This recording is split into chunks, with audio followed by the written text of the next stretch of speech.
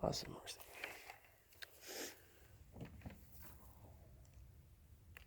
Is it filming now? Yeah. Oh.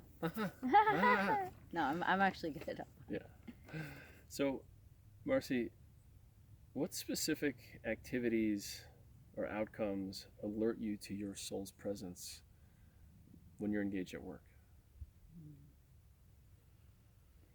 Um, for me, I find that it's when I'm living in joy and flow, where it's almost like there's such an ease to everything and just such a level of fulfillment that I know that I am living my soul's purpose. Are there particular like interactions where you're like, wow, like something just moved through me right now? Like, can you think of one recently, or is there anything that is like, wow, like I was born to do this? Like, anything concrete that like people could be like, yeah, I know, I can see how that occurred. Sure. I was just working with a client that had been looking for a job for a year and couldn't figure it out. And basically, what it came down to is that he was just trying to get a job. And I asked him, like, what is the difference that you really want to make? And when it got down to it, he got very specific about using his skills to solve homelessness.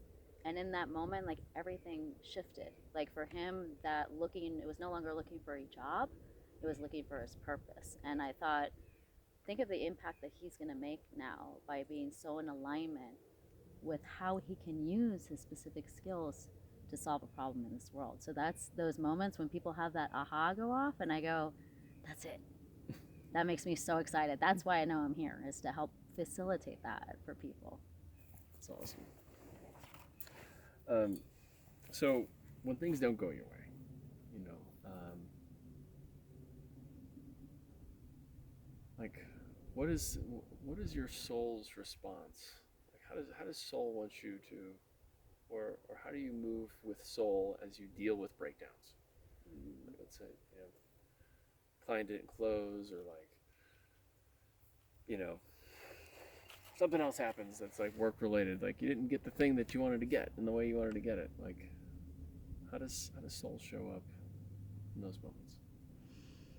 Well, I'll give you, I think you're good to ask for specific examples because it's the best way to illustrate it, right? So I've been working on a project for a while that I thought was going to be funded by September. And I thought I was going to start, but it turned out that the funding wasn't available. So my first response is like, why is this happening? Like, I was supposed to get started on this right away. And actually, what's happened from that is for me to find the funding myself. And that process has allowed me to see how expansive this project really is and to understand it at a way deeper level. I realize that I'm being called to not just check off a box here. This is about really creating something that's going to be a lasting change in our world, and that doesn't happen at the time frame that I thought it was going to happen. So I've learned to just breathe in those situations and know that the timing is going to be at the right time. And there's actually a reason that I need that time to gather more information and understanding and actually develop something even better and in collaboration with more people that I wouldn't have been forced to go out and look for if I was just handed the funding. So that's just a specific example right there. That's great. So let's say somebody was just kind of like they had to like keep this job that they had for whatever reason for like a couple of years. What simple actions do you suggest for them to be able to live more soulfully and be more soulfully at work? Mm. I always talk to people about a short term and a long term strategy, right? And so it may not even be at work. It may be getting in touch with the fact that maybe they realize that their purpose here is to help kids, let's say, for example. And so they go out and they start getting more involved and more connected to the community, whether that's serving in a leadership role or volunteering in whatever capacity, to be really connected to their purpose, even if they can't find that at work. I say find the outlets where you can really light up your soul and live your purpose. Hmm. So we're gonna switch gears to love. You ready? Yeah. So describe a moment when you were soulfully connected to your partner. Well, I met my partner through purpose. We're both really passionate and on purpose with helping youth. And so recently we actually worked on a project together with former foster youth. And I just remember that moment of being able to really serve these youth together as a team. Like I just felt so connected with love and purpose in that moment. So it was really beautiful. Wow, that kind of speaks to the next question, which is, do you and your partner share like a soul purpose connection? Yes, definitely. We're doing a lot of different paths together. So, serving on the Community Alliance for Youth Success together, actually developing an online course together to help people live their passion and purpose, and then working wherever we can to support youth to do that. And we bring our complementary skill sets to do that with a shared purpose with love again. So, So great. So, say somebody has a good relationship, but they want to make it more soulful. What simple actions do you suggest to live more soulfully in romance? one thing that my partner and I did is we actually got down to creating a joint vision about what is the kind of life that we want to create as individuals, and then how do we tie that together to live that with one another. So it's really taking the time to sit down to say what's important to each person, and then weave that together to live your purpose together. And that could be anything. That could be dancing more. That could be being of service. It could be traveling. Whatever it is that is your common connection that you can do together is so important to find that. Awesome. Steph and I just did one of those. Yay! Okay, so how is your home the expression of your soul?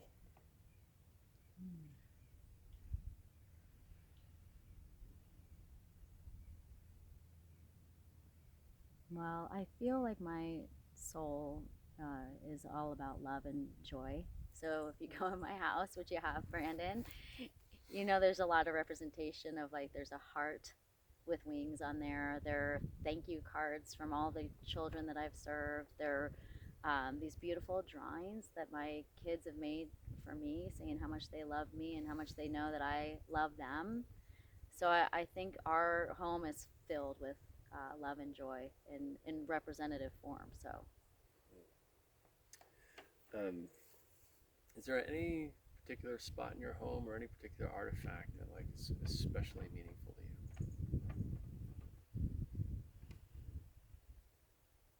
I would say the most meaningful visions and or works in my house are actually the drawings of my kids and their words. It's just so beautiful. I read them every day. It touches me. That's great. Um, and so, what is your connection to the land and the community that you live I love San Diego, where I am, and we're so fortunate that I live at the beach. So every day that I'm there, I always make at least 20 minutes to go down there and really meditate and connect uh, to the ocean and the earth there. And I have received so many downloads, like poetry. My second book actually came to me in a flash by meditating down there at Wind and Sea. And then I also live at the bottom of a mountain. It's called Mount Solitude, which is solitude. And so I hike up there almost every day as well. And I do a little moment of gratitude and connection to spirit and the earth there. And then I only live about a half an hour away from the mountains, like inland too, which is really great. And then another hour is the desert. And then you can even go skiing like an hour and a half, 2 hours away too. So I feel so lucky. And then only 30 minutes south is Mexico. So it's like a whole other language and culture, right? So I feel like there's never one day that I take where I live for granted, and the earth and the birds. And I love all the animals that I connect with there too. I've had conversations with coyotes, horses, hummingbirds, and all of that. Take time to appreciate them all. Have you been able to hug any of them? I hugged a horse. It's hard to hug a hummingbird, but I would if I could. That's awesome. So, last question here. What kind of simple ways can folks make their home more soulful? What do you suggest? Well, like you had mentioned, like artifacts or meaningful things, whatever has meaning for you. Like if you love exotic locations, and put up pictures of where you want to go, whether that's like Bali or India or Colorado. It doesn't matter as long as you're putting representations of that. Books that you love that are speaking to you and that you would want to share with other people. If your kids' artwork, if you have kids, if that speaks to you as well. Um, Another thing that I've loved is sharing my home with other people, is opening it up and inviting people to be there, and mi casa es tu casa kind of thing, right? So you bring in the energy of other people as well. So I think that's the best suggestions I have. Cool. One last question. That's only because I've been to your home. That area outside seems like really like well loved. You know, Mm. that little kind of outdoor lounge. Yeah. And I'm just curious, like, what do you do out there? Like, what is that place to you? If nothing's there, that's fine. I'm just curious. Yeah. I mean, I use that for meditation a lot of times, and I also use that as a place to eat and really celebrate my food and give thanks to food out there as well. So Cool. That's it. that was it. That's I felt it. so short compared to Rick. He was here Well, for hours. Yeah. Well, Susan was even longer. Really? Yeah. I've Yeah. done so much TV interviews.